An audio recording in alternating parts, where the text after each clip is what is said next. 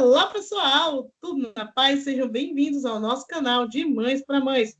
Eu sou a Anita Servila, a mãe da princesa Juliane. Comigo a minha amiga e irmã Amanda Araújo, a mãe do pequeno príncipe Caleb.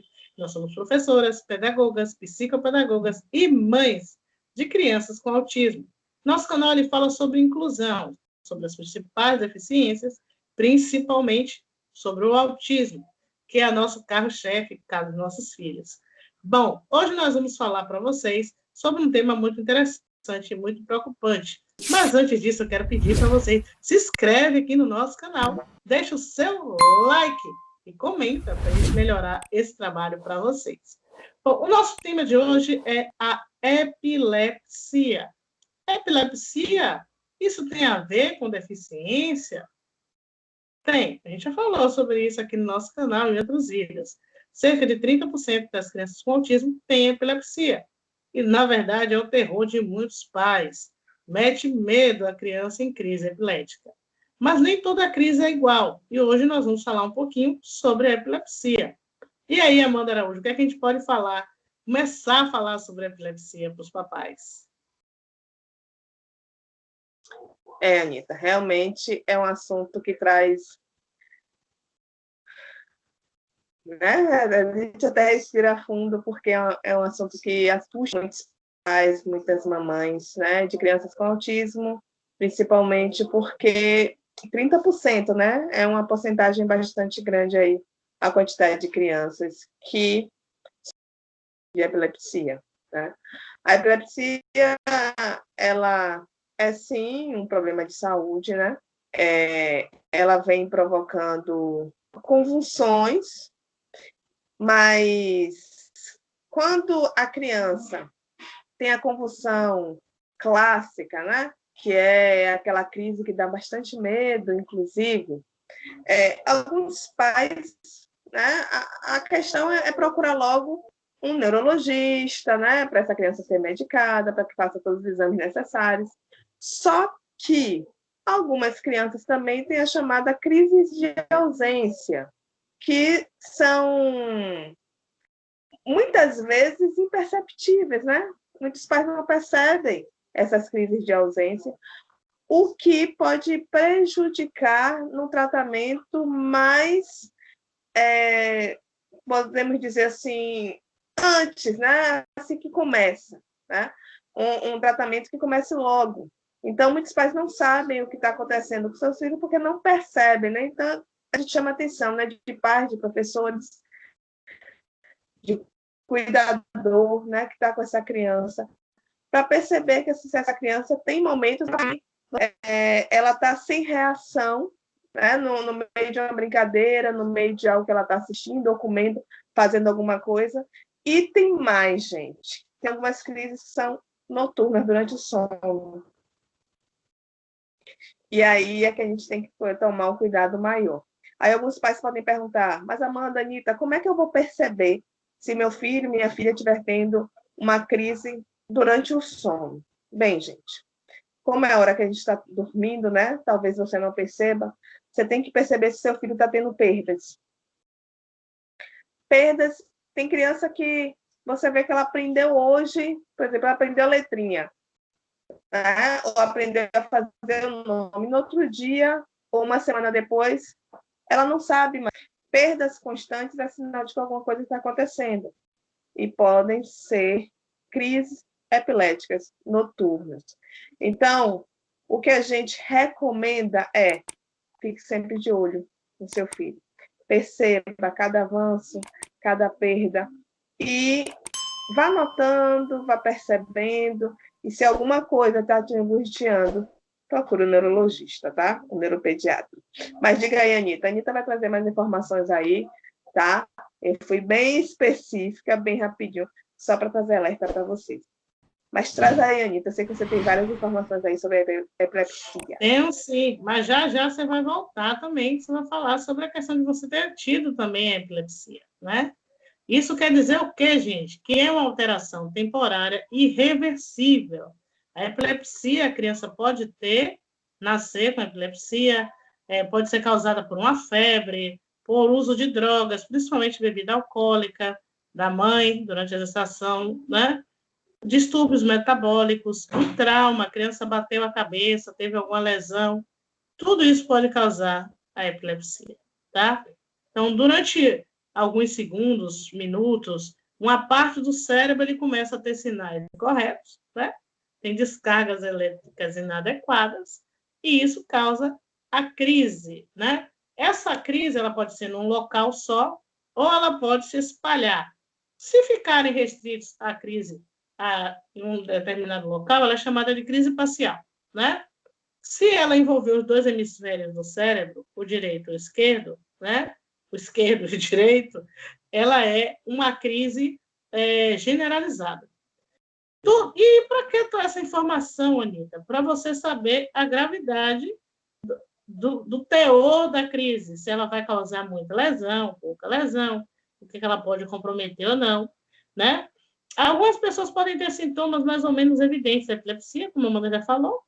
Tem alguns que só têm a crise de ausência, ela apaga alguns segundos depois, ela volta, como se nada estivesse acontecendo. O interessante é que tem algumas crises epiléticas que a pessoa realmente não percebe. E quem vai poder falar sobre essa crise é quem presencia essa crise, né? Ela vai ser muito útil, junto com a pessoa, quando for um neurologista, para descrever como foi que a pessoa se comportou durante essa crise, né? E essa crise não significa que tenha um problema menos importante, não, viu, gente?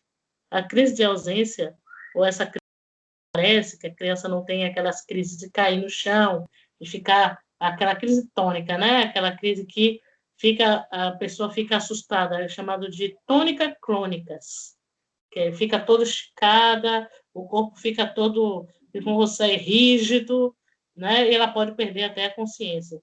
Tem crise desse tipo de crise tônica crônica, que a criança pode ficar até 30 minutos, aí já é uma crise perigosa, que precisa de ser encaminhado urgente ao médico. Na verdade, a gente diz que até 5 minutos em crise, nesse nível, não precisa ir para o médico. Mas é sempre bom, né? Esse tipo de excesso é super válido. Viu que a criança está tendo crise convulsiva? Demorou de 5 minutos, um pouco mais, leva no médico, né? Manter os medicamentos tudo direitinho para que ela se torne reversível. A epilepsia, quando você trata ela direitinho, toma os remédios sempre no mesmo horário. Hoje em dia não existe só o Gardenal para cuidar da epilepsia. Existem vários medicamentos antiepiléticos e tem dado resultados maravilhosos. 70% a 80% das pessoas que fazem tratamento, né, comprometido, né, certinho ali, ficam curadas da epilepsia. Outras continuam epiléticas no resto da vida, mas as crises são cada vez mais espaçadas e menos intensas. A gente também, hoje em dia, tem vários tratamentos, até fitoterápicos, porque muitas crianças com autismo chegam a ter 60 crises epiléticas em um dia. Então, hoje já tem alguns medicamentos que são utilizados, fitoterápicos, como é o caso do CBD, né? Canabidiol, que existem estudos sobre isso, que estão em andamento e que têm dado bons resultados. Entre outros medicamentos. Quem vai dizer isso é o médico. Não é o canal de Mães para Mães. Você tem que procurar um profissional para cuidar da sua criança, do seu filho, né? Para orientar qual é o melhor medicamento para conter essas crises até elas deixarem de existir, em nome de Jesus, porque ela deixa de existir. Então, as crises, elas podem, quando ela é parcial, ela pode comprometer, ter sensações estranhas, distorcer algumas percepções, movimentos ficam descontrolados, a pessoa pode perder parte do controle do corpo, né? Tipo um AVC, né? Como se estivesse tendo um AVC, é uma crise também epilética, né? De parcial do corpo. Isso quem vai dizer é o médico. Eu creio que deu para ter uma ideia, né, Amanda? Senão o vídeo vai ficar muito longo. E é só para a gente saber o que é epilepsia, ter esperança de que o tratamento adequado ela é reversível. Esses dados e outros dados vocês podem ver na Liga Brasileira de Epilepsia na internet. Falam muito, se seu filho tem epilepsia, algum familiar, um amigo, passa lá na Liga Brasileira da Epilepsia, procura se informar, se cadastra, para ficar ciente sempre dos medicamentos, das novidades que tem para tratar melhor a epilepsia. E não é para ter medo, não. É para ter atitude, correr atrás e tratar. adaptar, saber como lidar nos momentos de crise, que é muito importante, a imobilização, virar a criança de lado, né, para que a salivação ocorra de forma que a respiração não seja bloqueada. Então, tudo isso daí tem cada dica passo a passo para você na Liga Brasileira de Epilepsia, LBE, na internet, tá certo, gente? Espero que vocês tenham gostado desse vídeo, espero que tenha respondido as suas dúvidas. Mas, Amanda, antes de encerrar, fala a sua experiência própria com a epilepsia. Conta para o pessoal que você ficou curado da epilepsia. Eu acho que vai ser legal, vem? Gente, eu já falei até em outros vídeos aqui, né? Que eu tive essa experiência na infância. E a primeira crise foi uma convulsão clássica, deitada na cama, de manhã cedo. E realmente foi aquela crise de tremer, a língua embolar, todas essas questões aí que na época, né, que o pessoal fazia errado, puxar a língua, né, que não façam isso, gente, porque você pode perder o dedo, né, porque como trava, tá, então a mordida pode fazer você perder o dedo, então é o que a Anitta falou, né, tem que colocar de lado para que não se engasgue, né, com a língua, quando ela embola, para ela desembolar, e não tentar tirar a língua, desembolar a língua com o dedo, tá? Nunca façam isso, pelo amor de Deus. Então, na primeira vez eu fui, né, parar no hospital, né, lógico, meus pais tomaram um susto, mas fui liberada pelos médicos, porque na ida para o hospital a crise passou, cheguei no hospital sem estar em crise, então os médicos mandaram para casa. Eu não tenho lembrança nenhuma dessa crise, gente, tá? Realmente, eu não sei, eu sei porque me falam, minha mãe me fala. E a segunda foi mais ou menos uma crise de ausência, né? Na verdade, eu estava na sala de casa com minha mãe. Nesse dia, eu tenho alguma leve lembrança, mas é muito leve. E aí, minha mãe disse que do nada eu sumi da sala, e quando ela me procurou no quarto, eu estava de joelhos, com a cabeça na cama, e minha mãe disse que meu braço estava mole. É como se eu não tivesse sensação nos braços, né? Estava mole, então adormeceu um lado do meu corpo. E ali minha mãe percebeu, apesar de na época conhecer pouco sobre crises, e ela no outro dia ela procurou a neuropediatra, e aí eu comecei a fazer os exames, né? Vários eletrocefalogramas aí durante vários anos, e Gardenal. Na época foi o Gardenal mesmo, até que aos 11 anos, né, eu parei o tratamento porque foi diminuindo, né, a dosagem do remédio até chegar ao final, o último eletrocefalograma não dar mais nenhuma alteração, tá bom, gente? Então, desde os 11 anos, eu já estou com 39, né, uma menina ainda, mas vocês veem que são muitos anos aí de cura, graças a Deus, tá bom? E, gente, olha só mais uma questão. Como eu falei aqui das crises noturnas, eu falei aqui também do eletrocefalograma, que eu fiz por muitos anos, só que essas crises noturnas podem não dar em eletrocefalograma, tá bom?